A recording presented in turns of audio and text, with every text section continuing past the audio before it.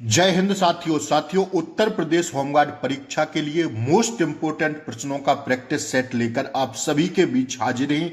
तो साथियों, रोजाना की तरह आपको प्रैक्टिस सेट को पूरा हल करना है और बाद में बताना है कि आज आपका टारगेट कितना रहा। दोस्तों इस प्रैक्टिस सेट को मैंने ऐसे सजाया है कि जान लीजिए आप अपने एग्जाम हॉल में बैठे हैं और वहां पर पेपर दे रहे हैं। उसी प्रकार हूबहू आपको 25 व 26 व 27 अप्रैल को आपकी परीक्षा है दोस्तों। तो हूबहू आपको प्रश्न देखने को मिलने वाले हैं, बस आप अंत तक क्लास में जुड़े रहिए। ठीक है, पहला प्रश्न आपकी स्क्रीन पर ये रहा दोस्तों। बताइए जल्दी से, पहला प्रश्न क्या कह रहा है? कह रहा है नील दर्पण नाटक के द्वारा दीनबंधु मित्र ने किसकी दयनीय स्थिति को दर्शाया? जो नाटक है, नाटक का नाम क्या है? नील दर्पण। नील दर्पण की बात करें साथियों, यह प्रकाशित हुआ था कब? 1860 में। कब हुआ था? 1860 में प्रकाशित हुआ था। और यहां पर साथियों किसको दर्शाया है? नील की खेती करने वाले किसानों को नील दर्पण नाटक में दर्शाया है। ठीक है, अंग्रेजों के विद्रोह के कारण किसानों ने नील की खेती करना बंद कर दिया था। 1860 में यह प्रकाशित हुआ था नाटक, 1859 में खेती करना बंद हुआ था। तो साथियों किसने? दीनबंधु मित्र ने किसानों की दयनीय स्थिति, क्या नील की खेती करने वाले किसानों की दयनीय स्थिति को दर्शाया किसमें? नील दर्पण नाटक में। वेरी इंपोर्टेंट प्रश्न है, एसएससी ने एक बार इसको पूछा था, यूपीएसआई ने इस प्रश्न को पूछा था। तो होमगार्ड ऐसे ही प्रश्न बनेगा। होमगार्ड के पेपर में साथियों एनसीईआरटी बेस्ड प्रश्न पूछे जाएंगे, तो घबराना नहीं है। बस आप सब लोग चैनल को सब्सक्राइब करके रखें, बेल आइकन प्रेस करके रखें, ताकि हम जैसे ही यहां से क्लास डालें उसका लिंक आपको सबसे पहले मिले। बेल आइकन प्रेस ऑन जरूर कर ले, जिससे आपको उसका नोटिफिकेशन मिल जाएगा। ठीक है, सबसे पहले तो अभी से क्लास में जुड़े रहिए, फ्री ऑफ कॉस्ट में क्लासें दे रहा हूं। आइए वीडियो को एक बार लाइक कर दें और शेयर जरूर कर दें। प्रसिद्ध हॉर्नबिल त्योहार कहां मनाया जाता है? वेरी इंपोर्टेंट प्रश्न है यह साथियों। नागालैंड का त्योहार है। किसका? नागालैंड का त्योहार है प्रसिद्ध हॉर्नबिल त्योहार। ठीक है, ऑप्शन ए इसका एकदम सही जवाब है। तीसरा प्रश्न कह रहा है दोस्तों, देखिए पुरुष सूक्त किस वेद के भाग हैं?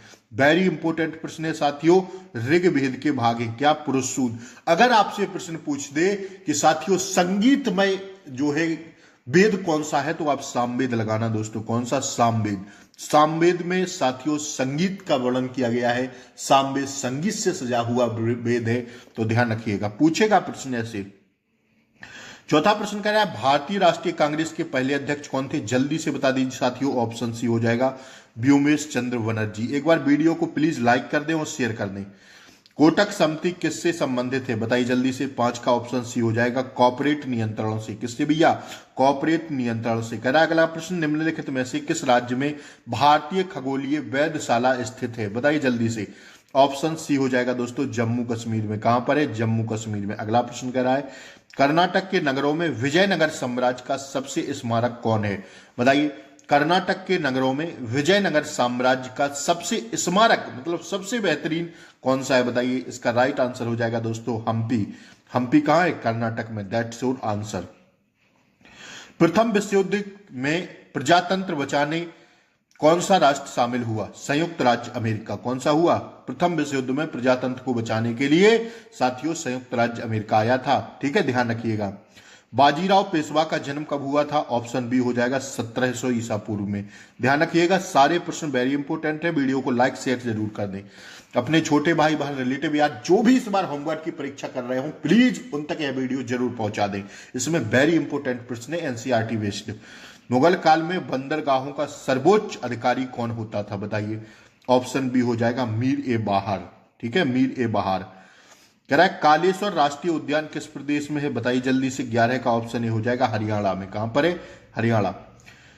कह रहा है निम्नलिखित में से कौन सी नदी सागर में सर्वाधिक जल की मात्रा का निर्वाह करती है? वो नदी बताइए कौन सी है जो सागर में सबसे ज्यादा पानी छोड़ती है? वो है साथियों कौन सी? 12 is the right answer, option B Amazon नदी। अच्छा बताइए अमेजन नदी कहां की है? पूना नामक चरागाह किस महाद्वीप में स्थित है? बताइए। दक्षिणी अमेरिका में स्थित है। वेरी इंपोर्टेंट प्रश्न था। तृष्णा वन्य जीव अभ्यारण्य किस प्रदेश में है? बता दीजिए। ऑप्शन डी हो जाएगा त्रिपुरा में। देखते चलिए, मोस्ट इंपोर्टेंट प्रश्न है परीक्षा की दृष्टि से। निम्नलिखित में से कौन सा तत्व पृथ्वी की भूपर्पटीय पर प्रमुखता से पाया जाता है? बता दीजिए इसका राइट आंसर। ऑप्शन बी हो जाएगा दोस्तों ऑक्सीजन पाया जाता है। कौन सा भी? या ऑक्सीजन। अगला प्रश्न करा है, विश्व के विभिन्न प्राकृतिक खंडों को किस आधार पर बांटा जाता है? 16 is the right answer. Option A, तापमान, वर्षा व वनस्पति के आधार पर। 17वां प्रश्न करा है, क्रेडिट निर्माण द्वारा निम्नलिखित में से कौन सा बढ़ता है? बताइए, क्रेडिट निर्माण के द्वारा कौन सा बढ़ता है? पैसों की आपूर्ति, वास्तविक राष्ट्रीय आय, लोगों की वास्तविक संपत्ति या प्रति व्यक्ति आय? 17 का राइट आंसर ऑप्शन ए हो जाएगा, पैसों की आपूर्ति। जब क्रेडिट निर्माण होता है तब साथियों पैसों की आपूर्ति बढ़ती है, बिल्कुल बढ़ती है। सही बात है ना। इकोनॉमी के लाजवाब प्रश्न था इकोनॉमिक्स का। करा, निम्नलिखित में से किस उद्योग को चाइल्ड ऑफ प्रोटेक्शन कहा जाता है? बताइए, कौन से उद्योग को चीनी उद्योग को चाइल्ड ऑफ प्रोटेक्शन कहते हैं? उत्तर प्रदेश की प्रमुख फसल है चीनी, ध्यान रखिएगा इस चीज को। करा, निम्नलिखित में से किसके द्वारा फेडरल कोड की स्थापना हुई? भारत शासन अधिनियम 1935 के द्वारा क्या हुई? फेडरल कोर्ट की स्थापना हुई। That's your answer, 19 is the right answer, option D.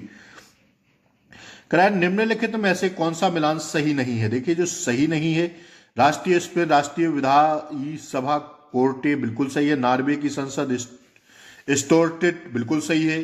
Denmark की संसद फॉलकैटिंग बिल्कुल सही है। तो ये सही है। जय माता दी, ऑप्शन डी हो जाएगा इसका राइट आंसर। अगला प्रश्न देखिए, कह रहा है, अगला प्रश्न कह रहा है, भारत सरकार ने सरकारिया आयोग का गठन कब किया? वेरी इंपोर्टेंट प्रश्न, वेरी मोस्ट इंपोर्टेंट प्रश्न। ऑप्शन सी हो जाएगा मेरे दोस्त, 1983 में सरकारिया आयोग पूछता है, यूपीएसआई में पूछा गया था। भारत के लोकसभा और राज्यसभा में क्रमशः कितने सदस्य मनोनीत होते हैं? 2 और 12। कितने होते हैं भैया? 2 और 12। लिख लीजिए कौन से ऑप्शन में। ऑप्शन ए में मिल रहा है, लोकसभा में 2, राज्यसभा में 12। एंग्लो इंडियन मतलब बात करें तो साथियों मनोनीत किए जाते हैं उन्हें, ठीक है ना।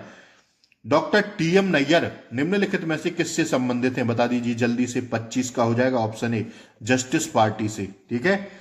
महात्मा गांधी नरेगा भारत सरकार द्वारा संविधान के निम्नलिखित किन प्रावधानों में ध्यान में रखते हुए शुरू किया गया था? मनरेगा।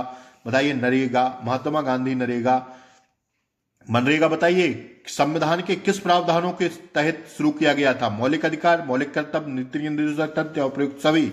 बता दीजिए जल्दी से। तो मौलिक अधिकार है प्रत्येक व्यक्ति का, मौलिक कर्तव्य है, इनका हमें पालन करना चाहिए और इन्हें नीति निर्देशक तत्वों में शामिल किया गया, जो हमारे 12 से नीति निर्देशक तत्व, ठीक है ना। 12 से मौलिक अधिकार, राज्य के नीति निर्देशक तत्व। यार कैसा प्रश्न भाई, राज्य के नीति निर्देशक तत्व तो अपने 36 से 51 तक आएंगे। मौलिक अधिकार, प्रश्न दोबारा सुनिए। महात्मा गांधी नरेगा भारत सरकार द्वारा संविधान के निम्नलिखित में से किन प्रावधानों को ध्यान में रखते हुए शुरू किया गया था? मौलिक अधिकारों को, मौलिक कर्तव्यों को, हाँ बिल्कुल सही हो जाएगा। ये तीनों को ध्यान में रखते हुए ऑप्शन डी हो जाएगा, क्योंकि मौलिक अधिकार हमारे भाग 3 में है, राज्य के नीति निर्देशक तत्व भाग 4 में। एक रिट जारी करने में सुप्रीम कोर्ट के आदेश उत्तरदाता उस कार्यालय के हकदार नहीं था जिसे वह पकड़ रहा था, या वह एक विशेषाधिकार था जिसका वह प्रयोग कर रहा था। उपर्युक्त घोषणा निम्नलिखित में से किस रूप में पहचाना जा सकता है? निषेधाज्ञा, अधिकार परीक्षा, उत्प्रेषण या साथियों बंदी प्रत्यक्षीकरण। साथियों रिट का सवाल है, होमगार्ड में आपसे पूछ सकता है, क्योंकि आपको मुलजिमों को ले जाना पड़ता है, ठीक है। तो 27 का ऑप्शन भी हो जाएगा, अधिकार परीक्षा के तहत, ठीक है। आइए अगला प्रश्न कह रहा है, भारत के वित्त मंत्रालय के परिसर को कहा जाता है क्या? 28 मार दीजिए, ऑप्शन सी, उत्तरी ब्लॉक कहा जाता है। अगला प्रश्न कह रहा है, पार्टी पावर मंत्रियों और अन्य अधिकारियों के लिए भारत के निर्वाचन आयोग द्वारा आचार संहिता के अनुसार किस समय से विवेकाधीन नियुक्ति के अनुदान भुगतान अनुमोदित नहीं किया जाएगा? वेरी इंपोर्टेंट प्रश्न। आचार संहिता जो लागू होती है उसके समय जब चुनाव होने लगता है तो साथियों कितने समय पहले क्या होता है? अन्य अधिकारियों के लिए भारत निर्वाचन आयोग आचार संहिता के अनुसार किस समय में विवेकाधीन निधि का अनुदान भुगतान अनुमोदित नहीं किया जाएगा? बताइए, 29 the right answer, option B, चुनाव द्वारा समय चुनाव की घोषणा की गई है, आचार संहिता जब से लग जाती है, ठीक है ना। आइए, मोती का उत्पादन करने वाले जंतु किस संघ में आते हैं? बता दीजिए, वेरी इंपोर्टेंट प्रश्न है मेरे दोस्तों, बताइए। 30 ऑप्शन बी हो जाएगा अपना, मोलस्क का। कौन सा है? मोलस्क का, ठीक है ना। आइए, करा निम्नलिखित में से कौन आजीवक आदेश का संरक्षक रहा है, बताइए। 31 option A Prasenjit, very important प्रश्न था। कौशल महाजनपद के दक्षिणी भाग की राजधानी क्या थी, वेरी इंपोर्टेंट प्रश्न। कुशावती, कौन थी भैया, कुशावती। ये छोटे छोटे प्रश्न आपसे गलत हो जाएंगे, अभी पढ़ लीजिए। भारतीय कानून और न्यायपालिका प्रणाली की उत्पत्ति किस शताब्दी में हुई, किस शताब्दी में हुई, बताइए। 33 का ऑप्शन ए हो जाएगा, 6ठी शताब्दी ईसा पूर्व में, वेरी इंपोर्टेंट प्रश्न था। कह रहा है 34वां प्रश्न, निम्नलिखित में से किसने अजात शत्रु को जन्म दिया। 34 the right answer option B, चेलानाको। ठीक है, आइए अगला प्रश्न क्या करा है दोस्तों। अगला प्रश्न कर रहा है बौद्ध धर्म ग्रंथों के लिए प्रयुक्त पारंपरिक शब्द कौन सा है। 36 the right answer option B, तीन टोकरी। करा है जब ह्वेनसांग भारत आया तब किसका शासन था। जब ह्वेनसांग भारत आया तब किसका शासक था साथियों, तब हर्षवर्धन का शासक था। ठीक है, निम्नलिखित में से किस सुल्तान को आगरा शहर की नींव रखने के लिए जाना जाता है।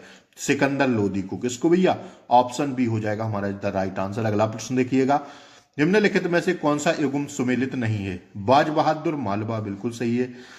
सुल्तान मुजफ्फर शाह गुजरात से थे, बिल्कुल सही है। यूसुफ आदिल शाह, यह साथियों अहमदाबाद नहीं बीजापुर से थे। कहां से थे, बीजापुर। ठीक है ना, बीजापुर लिख लीजिएगा। कुतुब शाह गोलकुंडा, बिल्कुल सही है। ठीक है, तो ऑप्शन सी वाला गलत है। अकबर ने अपनी जीत के बाद गुजरात को किसके अधीन रखा, बताइए। 40 the right answer option C हो जाएगा, मिर्जा अजीज कोका के अधीन रखा। संगम काल की सबसे महत्वपूर्ण फसल निम्नलिखित में से कौन सी थी, बताइए। 41 ऑप्शन डी, चावल। आज के प्रश्नों में अच्छा लग रहा है कि नहीं, लेवल का है आज का प्रश्न, देखते रहिए। भारत सरकार के प्रतीक चिन्ह में निम्नलिखित में से किस चिन्ह को मौर्य वंश से नहीं अपनाया गया है, बताइए। 42 ऑप्शन सी हो जाएगा, सत्यमेव जयते से। कह रहा है तमिल महाकाव्य शिल्पाधिकारम किसने लिखा था, बताइए। तमिल महाकाव्य शिल्पाधिकारम भैया तमिल भाषा है, इसको किसके द्वारा लिखा गया था। इसको भैया ऑप्शन ए इलांगो अडिगा के द्वारा लिखा गया था। अगला प्रश्न करा है निम्नलिखित में से कौन मुस्लिम शासन की शुरुआत से गुजरात के इतिहास के लिए महत्वपूर्ण स्रोत सामग्री है। 44 ऑप्शन सी मिराज ए अहमदी। कौन सी है, मिराज ए अहमदी, वेरी इंपोर्टेंट प्रश्न। आज बताइए आज कितना टारगेट हो रहा है भैया आपका, 10 या 20 सही कर पाए हो कि नहीं कर पाए हो। शाहजहां के पूरे शासनकाल का वर्णन करने वाला शाहजहां नामा किसने लिखा था। शाहजहां नामा शासनकाल, यह शाहजहां के पूरे जीवन काल का वर्णन है शाहजहां नामा में। यह किसने लिखा था। बाबर नामा, बताइए आप लोग, बाबर नामा किसने लिखा था। यही प्रश्न छपेंगे मोटे मोटे। ऑप्शन बी मोहम्मद सदीक खान ने। ठीक है ना, वेरी इंपोर्टेंट प्रश्न है। दिल्ली के निम्नलिखित सुल्तानों में से किसने चांदी और सोने के सिक्कों के बजाय तांबे के सिक्के जारी किए, बता दीजिए। इसका राइट आंसर ऑप्शन सी हो जाएगा, मोहम्मद बिन तुगलक ने। अगला प्रश्न कर रहा है असम में निम्न स्थान को कामरूप की संभावित राजधानी माना जाता है। किसको, असम में किस स्थान को कामरूप की संभावित राजधानी माना जाता है, बताइए। 47 ऑप्शन ए हो जाएगा गुवाहाटी की। अगला प्रश्न देखिएगा दोस्तों, कह रहा है निम्नलिखित में से किस शासक को जगत गुरु बादशाह भी कहा जाता है, बताइए। किस शासक को कहा जाता है। Option C Ibrahim Lodi Shah second. भैया बहुत से थे लोग। तोडरमल साम्राज्य अकबर के दरबार में आया था कब। अकबर के दरबार में कौन था, टोडरमल। यह भैया यूपी पुलिस में पूछा गया था प्रश्न, इसलिए मैंने इसको यहां लगाया है। ऑप्शन सी वित्त मंत्री था टोडरमल। ये लूसेंट के प्रश्न है, देख लीजिएगा ध्यान से। ब्रिटिश भारत के दौरान किस अधिनियम ने राष्ट्रपति को अध्यादेश जारी करने की शक्ति दी। ब्रिटिश भारत के दौरान किस अधिनियम ने राष्ट्रपति को अध्यादेश जारी करने की शक्ति दी। साथियों इसका राइट आंसर होगा भारत शासन अधिनियम 1935 के द्वारा। वेरी इंपोर्टेंट है भारत शासन अधिनियम, कभी इसको पढ़िएगा गूगल पर डाल के। इसमें बहुत सी ऐसी घटनाएं हुई जो हमारे देश के लिए बहुत ही अच्छी है। तो साथियों यहां हमने 50 प्रश्नों का प्रैक्टिस सेट आज आपका समाप्त कराया। जरा क्लास थोड़ी लेंथी थी, अच्छे लेवल के प्रश्न रखे थे आज मैंने। तो बताइए 50 में आपका टारगेट कितना रहा आज। ठीक है दोस्तों, कितना आप सही कर पाए, कितना सही कर पाए आप आज। 20 हुए हों, 15 हुए हों, ईमानदारी से बताइएगा, कोई जोर जबरदस्ती नहीं है, ठीक है ना। लेकिन ईमानदारी जरूर अपनाइए, ईमानदारी से बताइए कि आज आपका टारगेट कितना रहा। फिर हम लोग मिलेंगे अगली वीडियो में, ठीक है। वीडियो अच्छी लगी हो, प्लीज मेरी मेहनत अच्छी लगी हो तो वीडियो को लाइक जरूर कर दें और शेयर कर दें, और चैनल पर नए हो तो सब्सक्राइब करके बेल आइकन का घंटी दबा लें, ताकि आपको ही नियमित तौर पर क्लासों का नोटिफिकेशन सही समय पर मिलता रहे, ठीक है। शाम को मिलेंगे। अगले यूपी पुलिस की भी वैकेंसी आ गई है, तो फॉर्म वो वगैरह भर दीजिए, ठीक है। और साथियों पढ़ाई पे लग जाइए, यूपी पुलिस की भी क्लासें हम लोग शुरू कर रहे हैं। जय हिंद, मिलेंगे अगली वीडियो में, तब तक के लिए जय हिंद।